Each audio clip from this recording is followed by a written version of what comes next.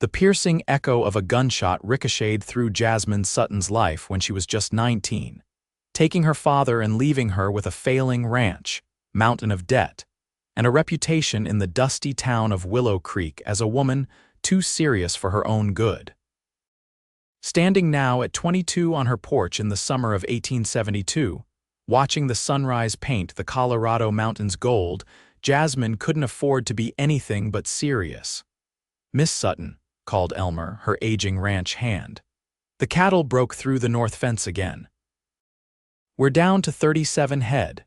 Jasmine nodded, her expression unchanging despite the blow this news delivered to her dwindling hopes of saving the ranch.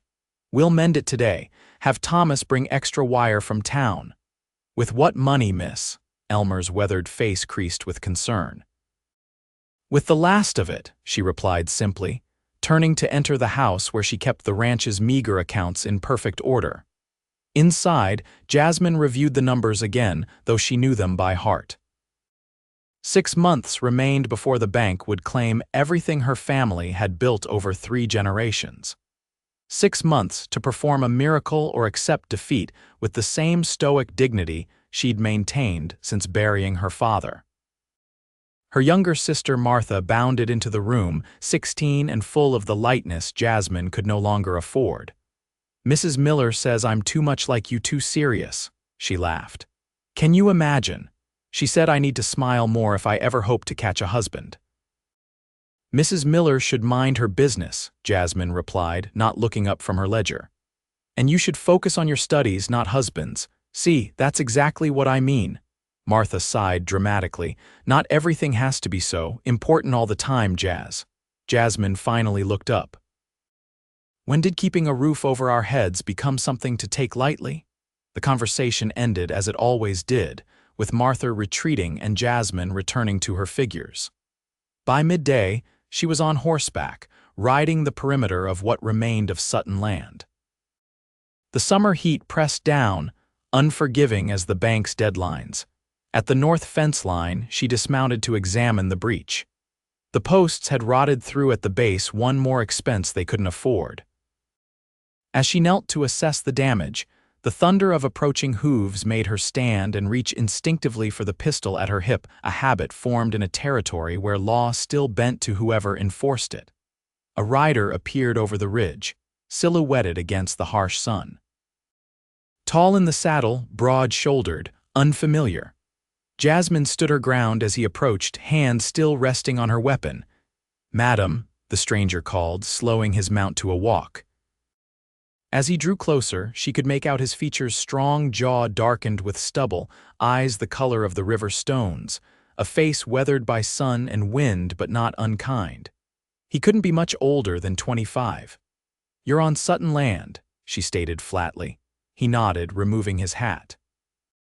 "Jackson Nathan's, madam, just signed on with the McCready outfit to the west." He gestured vaguely toward the neighboring ranch. "Was tracking some strays when I noticed your fence down." Jasmine's posture remained rigid. "I'm aware of the fence, Mr. Nathan's. Your assistance isn't required." A smile tugged at his lips, not mocking, but genuinely amused. Never met someone who could say go away so politely. He swung down from his horse, landing with the easy grace of a man who'd spent his life in the saddle. McCready mentioned the Sutton place was run by a woman now. Didn't mention she was pretty as she was proud. Mr. McCready should spend less time discussing his neighbors and more time controlling his cattle, Jasmine replied, ignoring both the compliment and the warmth it sent up her neck. "Several of his steers have been grazing on my land this past week." Jackson nodded, surveying the downed fence. "That's why he sent me this way. Happy to help you mend this before I drive them back." "I don't need help," he finished for her. "So you said." "But McCready's paying me for the day either way, and that fence won't fix itself." He reached into his saddlebag and pulled out a coil of wire. "I've got supplies right here." Jasmine weighed her options. Pride demanded she send him away. Practicality recognized the value of free labor and materials. "Fine," she conceded. "I'll hold the posts." For the next 2 hours they worked in near silence, the rhythm of their efforts falling into an unexpectedly comfortable pattern. Jackson drove new posts into the hard ground while Jasmine stretched and secured the wire. He didn't press her for conversation, seeming content with the quiet, which surprised her. Most men she encountered couldn't abide silence, feeling compelled to fill it with boasts or unwanted opinions. As the sun climbed higher, Jackson paused to wipe his brow. "You mind if I ask you something, Miss Sutton?" Jasmine tensed, preparing for the usual intrusive questions about how a woman managed a ranch alone. "What would you like to know, Mr. Nathans? Why cattle?" He asked, gesturing to the sparse herd visible in the distance. "This land's better suited for horses from what I can see. Good water, protected valleys." The question caught her off guard with its practicality. "My father raised cattle, I know cattle," Jackson nodded thoughtfully. "Fair enough. But knowing something doesn't always mean it's the right thing." "And what would you know about the right thing for this land, Mr. Nathans?" she challenged. He hammered another post into place before answering. "Spent 5 years working horse ranches from Texas to Montana. Land speaks if you listen. Yours is saying it wants horses." He paused, studying her face. "But that's not my business." "No," she agreed. "It isn't." By late afternoon, the fence stood restored, stronger than before. Jackson mounted his horse, preparing to leave. "Thank you for your assistance," Jasmine said formally. "Please tell Mr. McCready I appreciate the neighborly gesture." Jackson settled his hat back on his head. "You know, Miss Sutton, most folks around here call you too serious." A slow smile spread across his face. "But if you ask me, your seriousness is my calm. Makes for a nice change from all the noise elsewhere." Before she could respond, he tipped his hat and rode away, leaving Jasmine with the strange sensation that something in her carefully ordered world had just shifted. The next morning, Jasmine rose before dawn as usual, but found her thoughts drifting to Jackson's words about horses. Her father had always insisted cattle were the future, but markets had changed since the war. Perhaps there was merit in reconsidering. She was still pondering this when a knock came at the front door, unusual for 6 in the morning. Opening it revealed Lily Chen, the doctor's daughter and one of the few people in town Jasmine considered a friend. "They're foreclosing on the Adams place," Lily announced without preamble. "Banks selling everything, including their horses. Thought you might want to know." Jasmine invited her in. "The whole herd. When? Auctions tomorrow. Father says the horses will go cheap. The bank just wants to recover what it can." Lily accepted the coffee Jasmine offered. "I know you're not in the horse business, but quality stock at a fraction of value is worth considering," Jasmine finished. She calculated quickly if she sold 10 head of cattle today, she might have enough to purchase 3 or 4 good mares. "It's risky," Lily warned. "You'd be starting fresh in a business you don't know." Jasmine's gaze drifted to the window, toward where she'd worked with Jackson the day before. "Sometimes knowing something doesn't mean it's the right thing," she murmured. "That doesn't sound like you," Lily observed, raising an eyebrow. "Who's been filling your head with new ideas?" "No one," Jasmine replied quickly. "Just reconsidering options." After Lily left, Jasmine rode to town to speak with the cattle broker. By sunset, she had sold 12 head at a fair, if not generous price, enough to attend the auction with purpose. She told herself her decision had nothing to do with Jackson Nathans or his observations. This was purely business. The auction drew a surprisingly small crowd. Most local ranchers were already overstocked or, like Jasmine, struggling with tight finances. She bid cautiously, securing 4 promising mares and, unexpectedly, a stallion with a bloodline that made her heart race despite the dent it put in her funds. As she arranged transport for her new purchases, a familiar voice spoke behind her. "Didn't take you for a horsewoman, Miss Sutton." Jasmine turned to find Jackson leaning against a post, arms crossed, that same easy smile playing on his lips.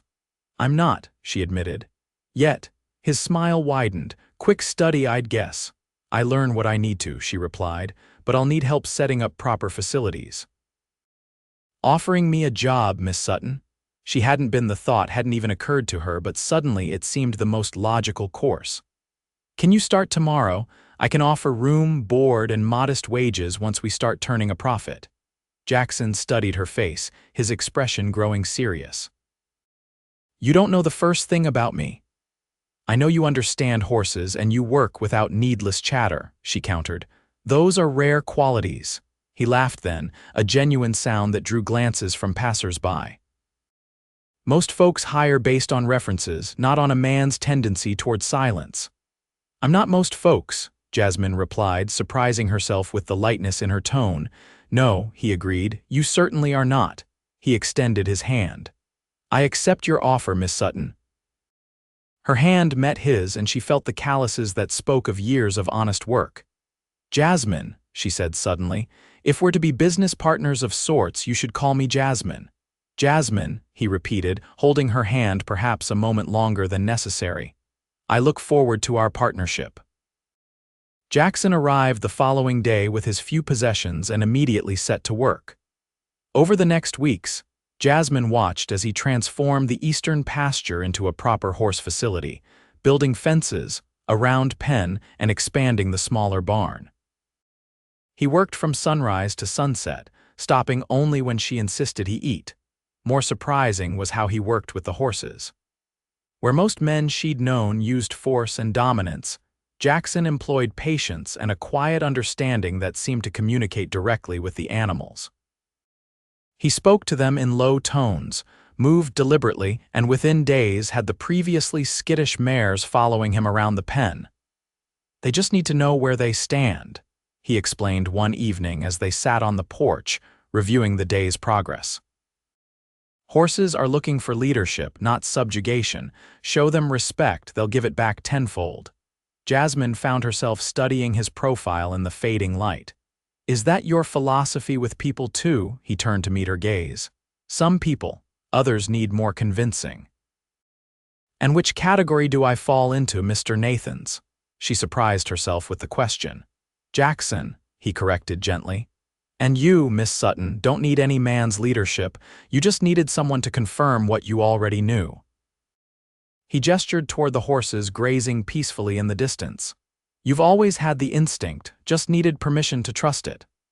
I don't need permission for anything, she stated, though without her usual edge. No, he agreed, his eyes crinkling at the corners. But sometimes we all need a reminder that it's all right to change course. As summer faded into autumn, the small horse operation began to take shape. Jasmine threw herself into learning everything she could, studying breeding lines, conformation, and training techniques. Jackson proved to be not just skilled but a patient teacher, explaining without condescension, praising her quick mind and determination. Word spread about the quality stock at Sutton Ranch, bringing potential buyers from as far as Denver. By October, they had sold 2 trained mares for prices that allowed Jasmine to pay off a portion of the bank debt and extend their deadline by 3 months. One crisp morning, Jasmine found Jackson in the round pen, working with the stallion Spirit. She'd named him who had proven more challenging than expected. He's coming along, Jackson commented as she approached. Got fire but also sense. Good combination. Jasmine leaned against the fence, watching the powerful animal respond to Jackson's subtle cues. Like his handler, she observed before she could stop herself. Jackson glanced at her, surprise evident in his expression, but he recovered quickly. High praise from a woman who counts her words like gold coins. A smile tugged at her lips. I've been told I'm too serious for such frivolities as compliments. And I told you, he reminded her, stepping closer to the fence, your seriousness is my calm. The world has enough people talking without purpose. You mean what you say. Something in his gaze made her breath catch. Before she could respond, the ranch dog started barking furiously, announcing visitors. Jasmine turned to see 3 riders approaching, led by Vernon McCready himself, Jackson's former employer and the most powerful rancher in the county. Trouble, Jackson murmured, exiting the pen to stand beside her. McCready dismounted with the stiffness of age but lost none of his imposing presence. Miss Sutton, he greeted her with a curt nod. Nathan's, he added, his tone noticeably cooler. Mr. McCready, Jasmine replied. What brings you to Sutton Land? Business, Miss Sutton. Heard you're raising horses now. His gaze swept over the modest but growing operation. Bold move for someone in your position.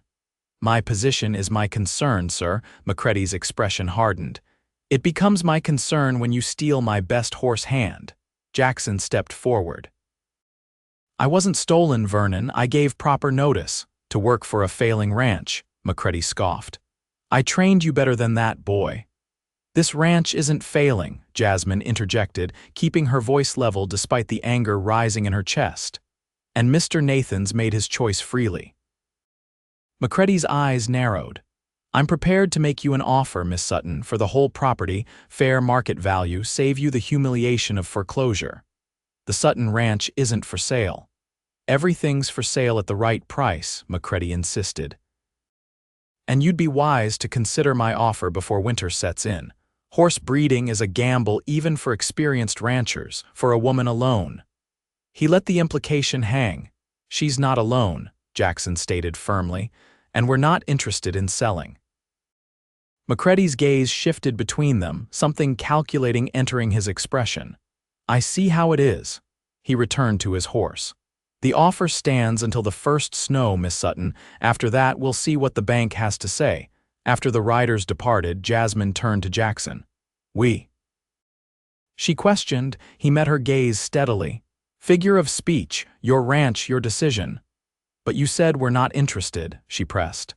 As if you have a stake in this place. Jackson looked away, watching the dust from McCready's departure settle on the horizon. Maybe I'd like to, he said finally, his voice quieter than she'd ever heard it. Have a stake, I mean. The implication hung between them, as tangible as the autumn chill in the air. Jasmine felt something unfamiliar flutter in her chest, not panic, not the constant anxiety that had been her companion for years, but something warmer, more frightening in its newness. I should check the mares, she said abruptly, retreating to the safety of routine and responsibility. That night, sleep eluded her. Jackson's words echoed in her mind along with McCready's thinly veiled threats. The ranch had never felt more precarious nor more precious. When dawn finally broke, she found Jackson already at work, splitting firewood with methodical precision. McCready won't stop, she said without preamble. He's wanted this land since my father was alive. Jackson set down the axe. I know, he's been buying up every struggling ranch in the county, wants to build an empire. Why did you really leave his employ? It was a question she should have asked months ago. Jackson wiped his brow, considering his answer carefully. Vernon McCready believes everything and everyone has a price. I disagreed with his methods of determining that price. He met her gaze directly. He wanted me to pressure you. When your father died, he saw opportunity. Said a woman couldn't handle a ranch this size, that eventually you'd break. The revelation should have angered her, but instead, Jasmine felt a strange sense of validation. Yet here you are, helping me succeed. Here I am, he agreed simply. Why? Jackson picked up another log, split it with a single, powerful stroke. Because the first time I saw you standing alone at that fence line, back straight as a pine, I recognized something. Determination, yes, but also loneliness. He set the axe down again.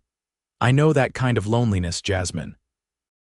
The kind that comes from carrying everything yourself because you don't know how to ask for help, or because asking feels like failing. His words struck with uncomfortable precision. And you appointed yourself my rescuer, she challenged, her defenses rising. No, he said firmly. Your partner. There's a difference. The word partner hung between them, laden with multiple meanings. I don't need, she began automatically, a partner, he finished, stepping closer. Maybe not, but have you considered that you might want one? That there's a difference between needing help and choosing to share the burden. Before she could answer, Martha came running from the house. Riders coming. Looks like the sheriff and some men from town. Jasmine and Jackson exchanged glances before hurrying to meet the approaching party. Sheriff Coleman led 4 men, their expressions grim. Miss Sutton, the sheriff greeted her. Got some news you should hear. Bank in Denver that holds your notes been bought out, all its assets transferred to a new company. He hesitated. Company owned by Vernon McCready. The ground seemed to shift beneath Jasmine's feet. He can't do that. It's legal, the sheriff confirmed reluctantly. And he's called in all outstanding loans. You've got 30 days to pay in full or forfeit the property. 30 days. The number echoed in Jasmine's mind like a death knell. Even with their recent successes, they were nowhere near having enough to settle the full debt. There has to be something we can do, Martha pleaded, tears welling in her eyes. The sheriff looked genuinely regretful. Unless you can raise the money, I'm afraid McCready's got the law on his side. After the sheriff left, Jasmine retreated to the barn, needing solitude to process this devastating turn.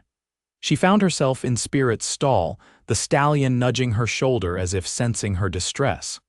What am I going to do? She whispered to the horse, allowing herself a rare moment of vulnerability when no human eyes could witness it. Fight, came Jackson's voice from behind her. She turned to find him standing in the doorway, his expression resolute. We fight. With what? Jasmine demanded, frustration breaking through her careful control. We don't have the money and we can't raise it in 30 days. Maybe not through conventional means, Jackson agreed, but there's the horse race at the Harvest Festival next week. Prize is $500. Jasmine laughed without humor. That's not even half of what we need. It's a start, and Spirit's faster than anything in the county. Jackson approached, stopping just short of touching her. We get the word out about what McCready's doing, make some strategic bets. Between the prize money and the wagering, we might get close. It's a long shot, she said, but there was a flicker of hope in her voice. Long shots are better than no shots, he replied, and I've seen you work miracles with less. His faith in her sparked something warm in Jasmine's chest. All right, she decided. We'll enter Spirit in the race. I'll ride him, Jackson offered. Jasmine shook her head. No, I'll ride him. Jackson's eyebrows rose in surprise. You're an excellent horsewoman, but racing is different. It's rough and the men won't hold back because you're a woman. Good, she said firmly. I'm tired of being underestimated. They spent the next week preparing intensively. Jackson worked with Jasmine and Spirit for hours each day, refining their communication, building their speed and endurance. Word spread through town about Sutton Ranch's predicament and their desperate bid to save it. To Jasmine's surprise, many townspeople expressed support. McCready's tactics had made him powerful but not popular. The day of the race dawned clear and cold. The Harvest Festival had drawn crowds from surrounding towns, and the race was the main event. Jasmine dressed in riding clothes, her hair braided tightly beneath a hat. Jackson helped her saddle Spirit, checking every buckle twice. You sure about this? He asked one final time. Jasmine met his concerned gaze with steady determination. I've never been more sure of anything. As they led Spirit to the starting line, Jasmine spotted McCready among the spectators, his confident smile suggesting he saw her effort as futile. 8 other riders lined up beside her, all men, most eyeing her with skepticism or amusement. Jackson stood at Spirit's head, one hand on the bridle, the other reaching up to briefly touch Jasmine's arm. Remember what we practiced. Let him run his race, trust him, and he'll trust you. She nodded, suddenly unable to speak past the tightness in her throat. There was something in Jackson's eyes she hadn't allowed herself to acknowledge before, something that went beyond partnership or respect. Jasmine, he said quietly, using her given name with a gentleness that made her heart skip. Win or lose, I'm with you. The starting gun fired before she could respond. Spirit lunged forward with explosive power, and Jasmine bent low over his neck, becoming one with his rhythm as they'd practiced countless times. The 2-mile course wound through town and across open country, challenging both speed and endurance. At the halfway point, Spirit ran neck and neck with McCready's prized stallion, ridden by one of his ranch hands. The rider tried to crowd them toward the fence, but Jasmine anticipated the move, guiding Spirit through a narrow opening and surging ahead. The final stretch loomed ahead, a straight shot back to town. Spirit was breathing hard but still strong, his powerful strides eating up the ground. Jasmine could hear hoofbeats close behind, could feel other riders closing in. She whispered encouragement into Spirit's ear, and the stallion responded with a final burst of speed that carried them across the finish line a full length ahead of the nearest competitor. The crowd erupted in cheers. Jasmine pulled Spirit to a controlled stop, her body trembling with exertion and triumph. Jackson reached her first, lifting her effortlessly from the saddle and spinning her in a circle, his face alight with joy. "You did it," he exclaimed, setting her on her feet but keeping his hands at her waist. "We did it," she corrected, breathless from more than just the race. "The three of us." The prize money was presented amid much celebration, but Jasmine knew it wasn't enough. They still needed considerably more to pay off Macready's loan. Her moment of victory began to dim as reality reasserted itself until Lily Chen pushed through the crowd. "Jasmine, you won't believe what's happened." Lily's eyes were wide with excitement. "People have been placing bets on your behalf all day. Not just on the race side, bets on whether you'll save the ranch. Mr. Thompson from the Mercantile was collecting them." Thompson himself appeared, holding a leather pouch that clinked with the unmistakable sound of coins. "Miss Sutton," he said, extending the pouch toward her. "On behalf of the citizens of Willow Creek, we're not keen on seeing another independent ranch swallowed up by Macready." Jasmine accepted the pouch with trembling hands, too stunned to speak. Jackson peered over her shoulder as she counted the townspeople had raised nearly the full remaining amount needed. "We're still short," she whispered to Jackson, hope warring with despair. "No, you're not," came a new voice. They turned to see Macready himself, his expression unreadable. "Miss Sutton, it seems I've misjudged both you and the sentiment of this community." He gestured toward Spirit. "I'll pay $500 above market value for that stallion. That should cover the remainder of your debt." Jasmine stiffened. "Spirit isn't for sale." "Everything has a price," Macready insisted, echoing his earlier words. "Not everything," Jackson interjected, stepping forward, "but I might have a solution." He turned to Jasmine. "The breeding rights. We can sell Macready exclusive breeding rights to Spirit for the next 2 years. The stallion stays with us, but Macready gets first claim on his services for his mares." Macready considered the offer, then nodded slowly. "Acceptable, draw up the papers tomorrow." He paused, studying Jasmine with newfound respect. "You ride well, Miss Sutton. Your father would be proud." As Macready walked away, Jasmine felt the weight of years lifting from her shoulders. The ranch was saved. More than that, it had a future one she had forged through her own determination and the unexpected support of her community. And Jackson. Jackson stood beside her, steady as always, his presence a comfort she had come to rely on more than she'd been willing to admit. That evening, after the celebrations had died down and Martha had gone to bed, Jasmine found Jackson on the porch, gazing at the stars. "Thank you," she said simply, joining him at the railing. He turned to her, his expression soft in the moonlight. "For what, exactly?" "For seeing possibility when I could only see problems. For believing in me when everyone else thought I was just a woman too serious for her own good." Jackson smiled, that genuine smile that had become precious to her. "Your seriousness is my calm," he reminded her, "always has been from the first moment." Jasmine took a deep breath, gathering courage for words that didn't come easily to her. "When you said you wanted a stake in this place." "What did you mean, exactly?" He hesitated, then reached slowly for her hand, giving her every opportunity to pull away. She didn't. His fingers entwined with hers, warm and sure.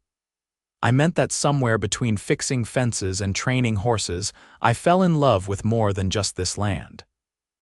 His voice was steady, but she could feel a slight tremor in his hand. "I fell in love with you, Jasmine. Your determination, your integrity, the way you care for everyone around you while pretending you don't need anyone to care for you." The words hung in the night air between them, honest and unadorned. Jasmine felt tears prick at her eyes, not from sadness but from the overwhelming recognition of truth. She had been running the ranch, raising her sister, carrying every burden alone because she believed that's what strength meant. Never once had she considered that real strength might lie in choosing to share her life rather than merely enduring it. "I don't know how to do this," she admitted softly. "How to be someone's partner in that way." Jackson's smile deepened. "Same way you learn to race one step at a time with plenty of practice." His free hand came up to gently brush a stray hair from her face. "And I'm a patient teacher, remember?" Jasmine laughed then, a sound so unexpected it surprised them both. "Yes, you are." She stepped closer, closing the distance between them. "And I'm a quick study." When his lips met hers, Jasmine realized that for all her seriousness, for all her careful planning and measured words, she had never prepared herself for this, the simple, transformative joy of being loved exactly as she was. Not despite her seriousness, but because of it. As autumn turned to winter, Sutton Ranch flourished. The horse breeding operation expanded, guided by Jackson's expertise and Jasmine's business acumen. Martha bloomed under the happier atmosphere of the ranch, taking a special interest in training the younger horses. And on a perfect December morning, with snow dusting the mountains and their future stretching out before them like an unwritten page, Jasmine Sutton became Jasmine Nathans in a simple ceremony attended by the whole town. She wore her mother's dress and, for once, didn't try to hide her smile, a smile that Jackson insisted was all the more precious for its rarity. "You'll always be my serious girl," he whispered as they danced under stars and lantern light, "and I wouldn't have it any other way." Jasmine rested her head against his chest, listening to the steady beat of his heart. "And you'll always be my calm," she replied, knowing now that strength came in many forms, and the greatest of these was the courage to love and be loved in return.